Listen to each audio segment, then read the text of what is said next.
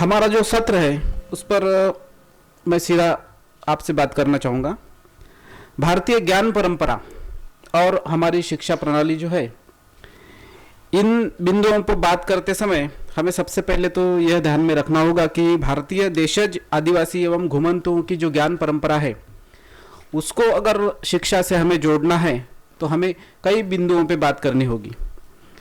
हम जिस पावन परिसर में बैठे हैं, महात्मा गांधी जी उन्होंने इसकी शुरुआत की थी।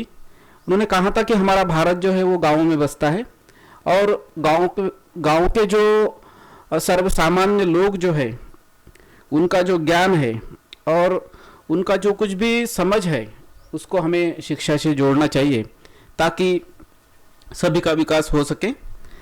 इसी विषय पे हम जब सोचते हैं तो हमें पता चलता है कि हमारा जो गांव है, वहाँ की जो कृषि है, वहाँ की जो खेती है, उसमें जो कई सारे बिंदु है, वो बिंदुओं को अगर हम समझें तो हमें हमारे देश के विकास में उसका कैसा इस्तेमाल किया जा सकता है, इस पर हम काफ़ी गंभीरता से हम आगे बढ़ा सकते हैं। उसको जो देसी तकनीक है या जो कुछ भी देसी ज्ञान है, ज्ञान परंपरा है, उसको हमें हमारे दैनंदिन जीवन में अगर इस्तेमाल करना है तो उसमें छुपी कई सारे आयामों को हमें ढूंढना होगा।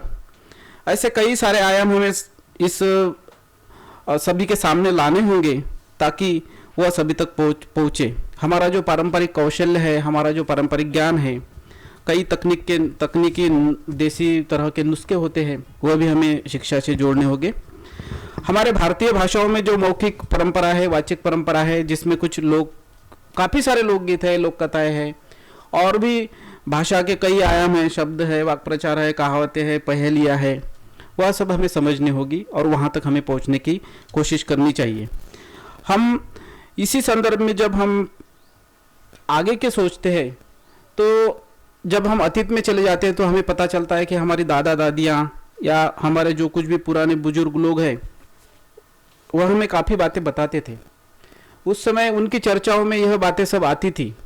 वो भले ही किसी स्कूल में न गए हो, किसी शिक्षा उन्होंने नहीं ली हो, लेकिन वह जब बातें, ज्ञान की बातें हमें बताते थे, कई लोक कथाएँ बताते थे, कई लोकगीत गाते थे, तो हमें पूरे जीवन के संदर्भ उन गीतों से पता चलते थे। हमारे यहाँ पे एक बात ऐसी है कि हमारे यहाँ एक निहाली भाषा बोली जाती है। हमारे बुल्ढाना जिले के 5 गांवों में वो बोली जाती है सिर्फ, और यूनेस्को ने उसे एंडेंजर्ड जोन में डाला है। तो वहाँ पे एक बुजुर्ग आदमी थे जिनकी उम्र थी, मिश्रा सर, जिनकी उम्र थी लगभग 80 साल। वह एक लोक कथा 3 रात सुनाते थे।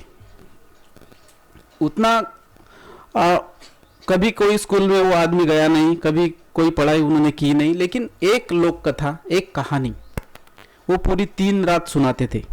और उस कहानी में वो निहाल जो जनजाति है उसके जीवन के पूरे संदर्भ वो बताते थे कि उनका जन्म से लेकर मृत्यु तक कौन से संस्कार होते हैं, जन्म से लेकर मृत्यु तक वो कौन से आयामों को बीच में रख के, केंद्र बिंदु में रख के चलते हैं वो लोग। तो उसमें फिर वो पूरा आ जाता था, जन्म की बातें पूरी आती थी, उसके बाद नामकरण कैसा हो बच्चे का, उसका पूरा विधि विधान वो बताता था। उसके बाद में शादियों में 3-4 दिन 5 दिन वो जो क्या क्या करते हैं वो बताते थे। उसके बाद में जो कुछ भी जीने के आजीविका के साधन है, कृषि हो या शिकार हो या कुछ भी जंगल के काम हो, वह सब उस लोक कथा के माध्यम से हमें वो पूरी जानकारी पता चलती थी। ऐसे कई ज्ञान के खजीने जो है हमारे इस समाज में हमें ढूंढने होंगे और उनकी मौलिक बातें जो है वो हमें शिक्षा से जोड़नी होगी। यह लगभग काम जो है, यह काम काफ़ी लोगों ने शुरू किया है। महेंद्र मिश्रा जी ने उड़ीसा में यह लगभग इसी की तरह का काम किया था और जो अभी भी चल रहा है, उनकी माध्यम से जो एक लोक आंदोलन जो बना है पूरे देश में वो फैल चुका है। तो ऐसी अनेक बातें जो है वह हमें ढूंढनी होगी, वह हमें समाज से निकालनी होगी और बच्चों तक पहुंचाने की कोशिश करना होगा। तो जो उनका जीवन है वो तो शहरों तक नहीं पहुंच पाते।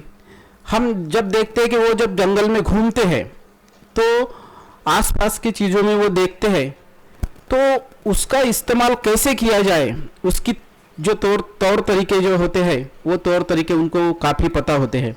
अब एक बात देखिए, वो शहद होता है, वह जब जंगल में घूमते हैं तो हमें पता चलता है कि उनके अलग अलग शहदों का उनको इतना ज्ञान होता है कि कौन सा शहद कौन से बीमारी पे इस्तेमाल किया जाए, वह आदिवासियों के सिवा दूसरा कोई जान नहीं सकता। उसके बाद में उनके पास अनेक अनेक तरह की जो वनौषधियाँ होती है, जो कुछ भी पेड़ पौधे होते हैं, लताएं होती है, बेलियाँ होती है, उसके ऊपर भी उनका प्राकृतिक ज्ञान जो होता है वो बखूबी से उनको पता होता है। अब हम आदिवासियों में जब काम करते हैं तो हेमांगी मैम हमारे पास, हम सतपुड़ा में घूम रहे थे, शायद चिखलदरा का कोई गांव होगा, वहाँ पे हम एक कोरकू वैदू से मिले। उसको पूछा कि आप ये वैदू का काम करते हो और इसमें आप प्राकृतिक चीज़ों का कैसे इस्तेमाल करते हो, तो उन्होंने हमें आसानी से बता दिया कि हम क्या करते हैं। उन्होंने एक उदाहरण हमें दिया कि हम, अब देखो हमारे जंगलों में बहुत सारे सांप हैं, वो लोगों को काट लेते हैं। अब काटने के बाद गांव जो है वो तो 200 किलोमीटर दूर है, वहाँ तक हम पहुँच नहीं पाते, तो हम क्या कर लेते हैं। तो उसने एक तकनीक हमें बताई। क्या क्या नेवला जो होता है ना, जिसे मराठी में मुंगूस हम कहते हैं, वो बोल रहा था कि हम नेवले को पकड़ लेते हैं, उसको काटते हैं और उसके पेट में का एक गुर्दा नाम का एक ऐसा काला काला ऐसा एक चीज़ होती है, वो निकाल लेते हैं और उसको निकाल के आटे में उसकी गोलियां बनाते हैं। जिसको सांप ने काटा है, ऐसा मरीज उनके पास आता है तो उसकी गोली हम उसको दे देते हैं। अब देखो कि नेवले के अंदर का वो गुर्दा और उसकी गोलियां बनाना और वो पेशेंट को देना, यानी ये जो मौलिक बातें संस्कृति की है वह हमें आदिवासियों से सीखनी चाहिए कि वहाँ के वहाँ वो जो सांप का जहर है, कितना भी जहरीला सांप क्यों न हो, उसका सांप का जहर कम करने का या उसका प्रभाव कम करने के जो तरीके होते हैं, यह ऐसे इस ज्ञान परंपरा में छिपे हैं। अब देखिए हमारे एक नीलेश पालधुनी नाम के स्टूडेंट है, वो जो लोक साहित्य पे काम कर रहे हैं।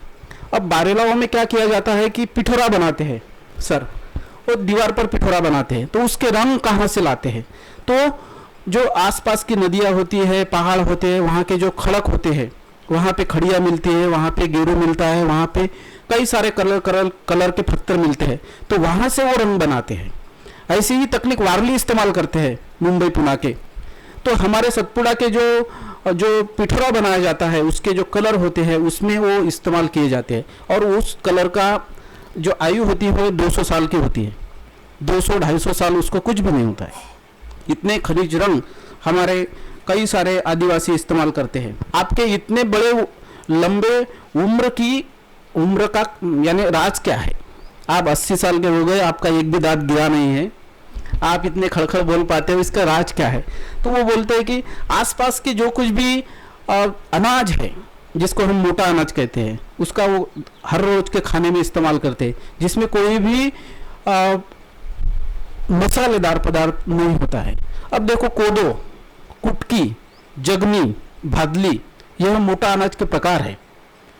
अब कोदो, कुटकी, भादली उनके आसपास ही होता है, वहाँ पे उगता है और जब वो उसका खाने में इस्तेमाल करते हैं तो उसका कोई साइड इफेक्ट नहीं होता है। और आसपास के जो कुछ भी कंदमूल है, आसपास जंगलों में जो कुछ भी मिलता है उस